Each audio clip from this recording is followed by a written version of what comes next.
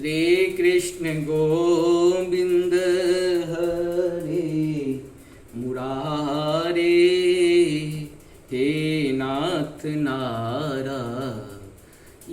वासुदेव।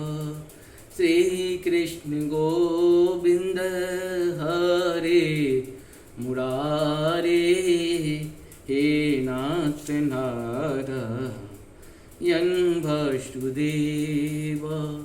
श्री कृष्ण गोविंद हरे मुरारे, हे नाथ नारायण वासुदेव।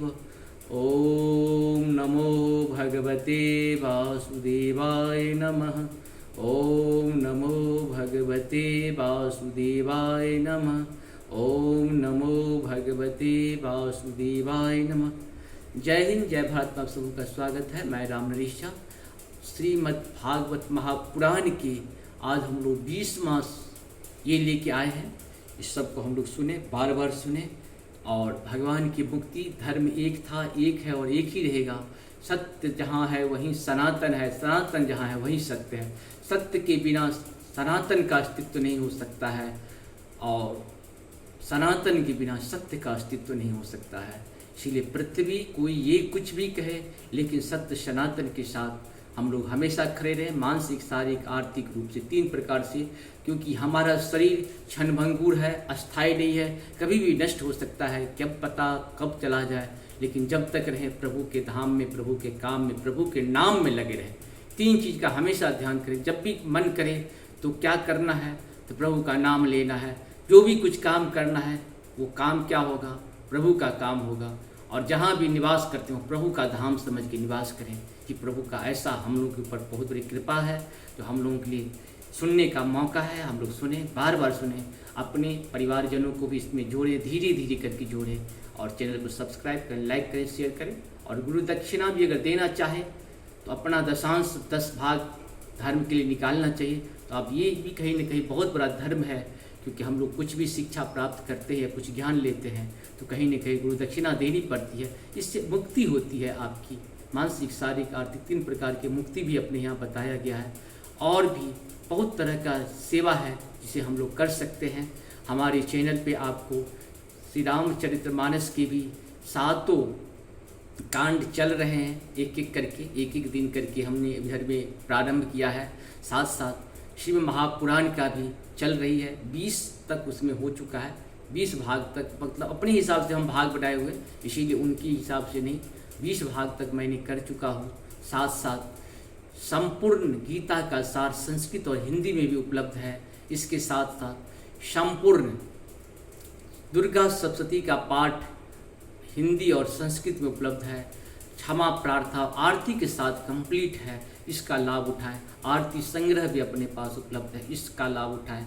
सुंदर कांड का अवधी भाषा में 2 भागों में सुंदर कांड भी है, इसका हम लोग लाभ उठाएं अवधी भाषा का। और साथ साथ यहाँ अवधी भाषा और हिंदी का संपूर्ण रामायण का एक एक दिन करके होता है। इस सब को आप लोग लाभ उठाएं। आप सबों को बहुत बहुत धन्यवाद चैनल को लाइक शेयर करने के लिए। और संपूर्ण कोई भी चीज़ जब भी सुने, पूर्ण सुने, तभी आपको पूर्ण लाभ हो सकता है। अगर अंश मात्र सुनते हैं तो अंश मात्र ही लाभ होता है, ये सब हम सभी लोग जानते हैं। उसकी भाग जितना हम ग्रहण करेंगे उतना ही लाभ मिलेगा। और कोशिश करें कि जो भी सुने संपूर्ण सुने, इसका लाभ उठाएं और मानसिक, शारीरिक, आर्थिक रूप से स्वस्थ रहें। प्रभु का कृपा आप लोग पर हमेशा बरसती रहे इसी तरह से, और प्रभु का ध्यान करें। जय हिंद, जय भारत। शुरू करते हैं हम लोग आज। अभी हम लोग प्रथम स्कंद में है, महाभारत की प्रथम स्कंद में चल रहे हैं। 6ठा अध्याय है। नारद जी के पूर्व चरित्र का शेष भाग आज हम लोग सुनेंगे। शौनक जी देवर्षि नारद के जन्म और साधना का बात सुनकर सत्यव्रती नंदन भगवान श्री व्यास जी ने उनसे फिर यह प्रश्न किया। श्री व्यास जी ने पूछा, नारद जी, जब आपको ज्ञान उपदेश करने वाले महात्मा गण चले गए तब आपने क्या किया? उस समय तो आपकी अवस्था बहुत छोटी थी। स्वयंभो आपकी शेष आयु किस प्रकार व्यतीत हुई और मृत्यु के समय आपने किस विधि से अपने शरीर का परित्याग किया? देवर्षि काल तो सभी वस्तुओं को नष्ट कर देता है। उसने आपकी इस पूर्व कल्प की स्मृति का कैसे नाश नहीं किया। नारद जी ने कहा, मुझे ज्ञान उपदेश करने वाले महात्मा गण जब चले गए तब मैंने इस प्रकार अपना जीवन व्यतीत किया। यद्यपि उस समय मेरी अवस्था बहुत छोटी थी, मैं अपनी माँ का इकलौता लड़का था। एक तो वह स्त्री थी, दूसरे मूढ़ और तीसरे दासी थी। मुझे भी उसके सिवा और कोई सहारा नहीं था। उसने अपने को मेरे स्नेह पास से जकड़ रखा था। वह मेरे योग क्षेम की चिंता तो बहुत करती थी, परंतु पराधीन होने के कारण कुछ कर नहीं पाती थी। जैसे कठपुतली नचाने वाले की इच्छा के अनुसार ही नाचती है, वैसा ही यह सारा संसार ईश्वर के अधीन है। मैं भी अपनी माँ की स्नेह बंधन में बंध कर उस ब्राह्मण बस्ती में ही रहा। मेरी अवस्था केवल 5 वर्ष की थी। मुझे दिशा देश काल के संबंध में कुछ भी ज्ञान नहीं था। एक दिन की बात है कि मेरी माँ गौ दूहने के लिए रात के समय घर से बाहर निकली। रास्ते में उसके पैर से सांप छू गया। उसने उस बेचारी को डस लिया। उस सांप का क्या दोष, काल की ऐसी ही प्रेरणा थी। मैंने समझा भक्तों का मंगल चाहने वाले भगवान का यह भी एक अनुग्रह ही है। इसके बाद मैं उत्तर दिशा की ओर चल पड़ा। उस ओर मार्ग में मुझे अनेकों धन धान्य से संपन्न देश, नगर, गांव, आहिरों की चलती फिरती बस्तियां, खाने खेरे, नदी और पर्वतों की तटवर्ती पहाड़, पड़ाव, वाटिकाएं, वन उपवन और रंग बिरंगे धातुओं से युक्त विचित्र पर्वत दिखाई पड़े। कहीं कहीं जंगली वृक्ष थे जिनकी बड़ी बड़ी शाखाएं हाथियों ने तोड़ डाली थी। शीतल जल से भरे हुए जलाशय थे जिनमें देवताओं की काम में आने वाले कमल थे। उन पर पक्षी तरह तरह की बोली बोल रहे थे और भौरे मंडरा रहे थे। यह सब देखता हुआ मैं आगे बढ़ा। मैं अकेला ही था। इतना लंबा मार्ग तो करने पर मैंने एक घोर गहन जंगल देखा। उसमें नरकटवांश, सेंटा, कूस, कीचड़ आदि खड़े थे। उनकी लंबाई चौड़ाई भी बहुत थी और वह सांप, उल्लू, सियार आदि भयंकर जीवों का घर हो रहा था। देखने में बड़ा भयावना लगता था। चलते चलते मेरा शरीर और इंद्रियां शिथिल हो गई। मुझे बड़े जोर से प्यास लगी। भूखा तो था ही। वहाँ एक नदी मिली। उसके कुंड में मैंने स्नान, जलपान और आचमन किया। इससे मेरी थकावट मिट गई। उस विजन वन में एक पीपल के नीचे आसन लगाकर मैं बैठ गया। उन महात्माओं से जैसे मैंने सुना था, हृदय में रहने वाले परमात्मा के उसी स्वरूप का मैं मन ही मन ध्यान करने लगा। भक्ति भाव से वशीकृत चित्त द्वारा भगवान के चरण कमलों का ध्यान करते ही भगवान प्राप्ति की उत्कट लालसा से मेरे नेत्रों में आंसू छलछला आए और हृदय में धीरे धीरे भगवान प्रकट हो गए। व्यास जी उस समय प्रेम भाव की अत्यंत उद्रेक से मेरा रोम रोम पुलकित हो उठा, हृदय अत्यंत शांत और शीतल हो गया। उस आनंद की बाढ़ में मैं ऐसा डूब गया कि मुझे अपना और ध्येय वस्तु का तनिक भी भान रहा।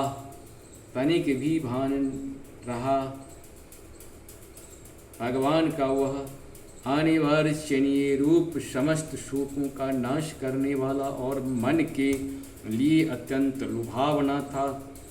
सहसा उसे न देख मैं बहुत ही विकल हो गया और अनमना सा होकर आसन से उठ खड़ा हुआ। मैंने उस स्वरूप का दर्शन फिर करना चाहा, किंतु मन को हृदय में समाहित करके बार बार दर्शन की चेष्टा करने पर भी मैं उसे नहीं देख सका। मैं अतृप्त के समान आतुर हो उठा। इस प्रकार निर्जन वन में मुझे प्रयत्न करते देख स्वयं भगवान ने, जो वाणी के विषय नहीं है, बड़ी गंभीर और मधुर वाणी से मेरे शोक को शांत करते हुए से कहा, खेद है कि इस जन्म में तुम मेरा दर्शन नहीं कर सकोगे। जिनकी वासनाएं पूर्णतया शांत नहीं हो गई है, उन अध कचरे योगियों को मेरा दर्शन अत्यंत दुर्लभ है। निष्पाप बालक, तुम्हारे हृदय में मुझे प्राप्त करने की लालसा जागृत करने के लिए ही मैंने एक बार तुम्हें अपने रूप की झलक दिखाई है। मुझे प्राप्त करने की आकांक्षा से युक्त साधक धीरे धीरे हृदय की संपूर्ण वासनाओं का भली भांति त्याग कर देता है। अल्पकालीन संत सेवा से ही तुम्हारे चित्तवृत्त मुझ में स्थिर हो गई है। अब तुम इस प्राकृत मलिन शरीर को छोड़कर मेरे पार्षद हो जाओगे। मुझे प्राप्त करने का तुम्हारा यह दृढ़ निश्चय कभी किसी प्रकार नहीं टूटेगा। समस्त सृष्टि का प्रलय हो जाने पर भी मेरी कृपा से तुम्हें मेरी स्मृति बनी रहेगी। आकाश के समान अव्यक्त सर्वशक्तिमान महान परमात्मा इतना कहकर चुप हो रहे। उनकी इस कृपा का अनुभव करके मैंने उन श्रेष्ठों से भी श्रेष्ठतर भगवान को सिर झुकाकर प्रणाम किया। तभी मैं लज्जा संकोच छोड़कर भगवान की अत्यंत रहस्य और मंगलमय मधुर नामों और लीलाओं का कीर्तन और स्मरण करने लगा। अस्पृहा और मत्सर मेरे हृदय में पहले ही निवृत्त हो चुके थे। अब मैं आनंद से काल की प्रतीक्षा करता हुआ पृथ्वी पर विचरने लगा। व्यास जी, इस प्रकार भगवान की कृपा से मेरा हृदय शुद्ध हो गया, आसक्ति मिट गई और मैं श्री कृष्ण परायण हो गया। कुछ समय बाद जैसे एक बिजली कांध जाती है, वैसा ही अपने समय पर मेरी मृत्यु आ गई। मुझे शुद्ध भगवत पार्षद शरीर प्राप्त होने का अवसर आने पर प्रारब्ध कर्म समाप्त हो जाने के कारण पांच भौतिक शरीर नष्ट हो गया। कल्प के अंत में जिस समय भगवान नारायण अकारण प्रलयकालीन समुद्र के जल में शयन करते हैं, उस समय उनके हृदय में शयन करने की इच्छा से इस सारी सृष्टि को समेटकर ब्रह्मा जी जब प्रवेश करने लगे, तब उनके श्वास के साथ मैं भी उनके हृदय में प्रवेश कर लिया। 1,000 चतुर्युगी बीत जाने पर जब ब्रह्मा जगे और उन्होंने सृष्टि करने की इच्छा की, तब उनकी इंद्रियों से मारीच आदि ऋषियों के साथ मैं भी प्रकट हो गया। तभी से मैं भगवान की कृपा से वैकुंठ आदि में और तीनों लोकों में बाहर और भीतर बिना रोक टोक विचरण किया करता हूँ। मेरे जीवन का व्रत भगवद जन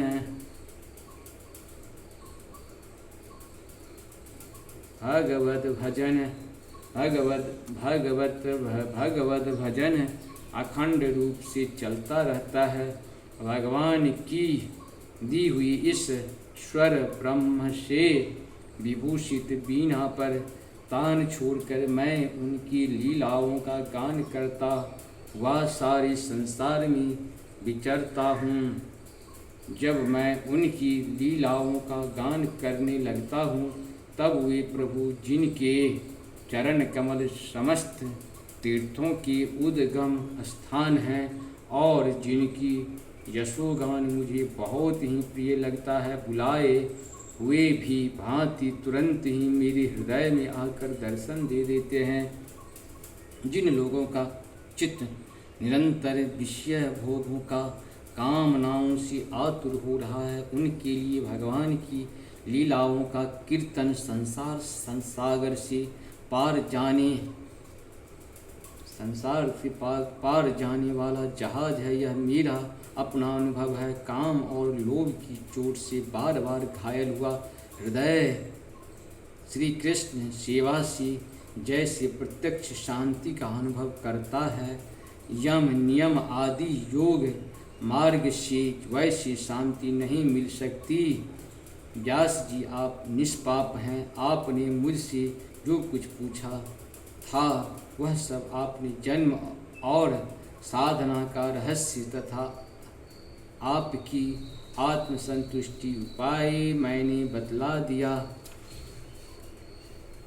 श्री व्यास जी कहते हैं, शौनकादि ऋषियों, महर्षि देवर्षि नारद जी व्यास जी से इस प्रकार कहकर जाने की अनुमति ली और वीणा बजाते हुए स्वच्छंद विचरण करने के लिए वे चल पड़े। आहा, हे देवर्षि नारद धन्य है, क्योंकि ये सांगपानी भगवान की कीर्ति को अपनी वीणा पर गा गा कर स्वयं तो आनंद मग्न होते ही हैं, साथ साथ इस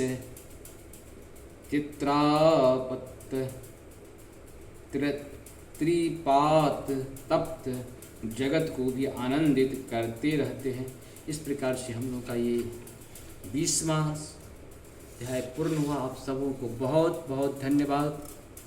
नमस्कार। जय हिंद, जय भारत, हर हर महादेव। जय हो, जय हो।